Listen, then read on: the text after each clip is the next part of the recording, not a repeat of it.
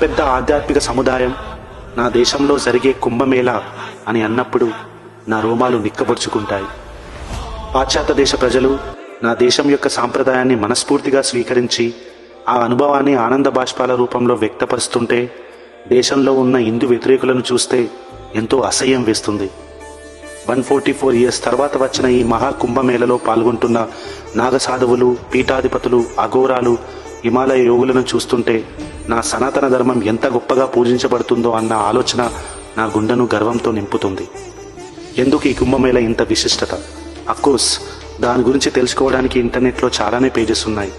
కానీ నన్ను బాధపెడుతుంది another side of కైండ్కు ఉన్న సో కాల్డ్ ఇంటెలెక్చువల్స్.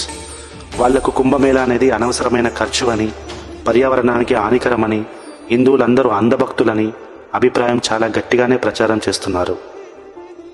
వాళ్ళకు చెప్పాల్సింది ఒక్కటే, నా సనాతన ధర్మం ప్రతి కార్యంలో ఒక scientific reason and socio economic development ఉంది. అది కొంతమందికి కనబడదు. కోట్ల మంది భక్తులు కుంభమేళలో పాల్గొనడం వల్ల సామూహిక మనోశక్తి అంటే కలెక్టివ్ కాన్షియస్నెస్ ప్రభావం ఉంటుంది. దీనివల్ల పాజిటివ్ ఎనర్జీ మనుషుల్లో పెరుగుతుంది. ఇది సైకాలజీ. కొన్ని సైంటిఫిక్ రీసెర్చ్ ప్రకారం గంగాజలంలో లివింగ్ బ్యాక్టీరియా హతమార్చే శక్తి ఉంటుంది. ఇది వాటర్లో ఉన్న వైరల్ ఫేజ్ వల్ల జరుగుతుంది. దానివల్ల కోట్లాది మంది పుణ్యస్నానాలు చేసినా ఎలాంటి రోగాలు రాకుండా వాళ్ళ బాడీ యొక్క ఇమ్యూనిటీని కూడా పెంచుతుంది. ఇది బయాలజీ. కుంభమేళ సమయం గ్రహాల స్థితి ఆధారంగా నిర్ధారించబడుతుంది.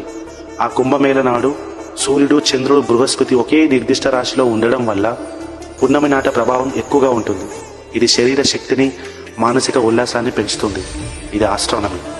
మోస్ట్ ఇంపార్టెంట్లీ ఇది ఖర్చు కాదు, ఆర్థిక వ్యవస్థను బలపరిచే ఒక అవకాశం. కుంభమేళ సమయంలో local business, tourism, self employment విస్తృతంగా పెరుగుతుంది. 2025 కుంభమేళ 46 డేస్లో 3 లక్షల కోట్ల బిజినెస్ జరుగుతుందన్న అంచనా. ఇది ఎకానమీ.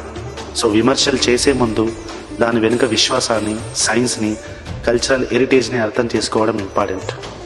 ఫైనల్గా కుంభమేళ కేవలం హిందువులకు మాత్రమే కాదు, ఇది మానవత విలువలకు సంబంధించిన పండుగ. ఈ కుంభమేళ కేవలం ఆచారం మాత్రమే కాదు, ఇది భారతీయత జీవితం.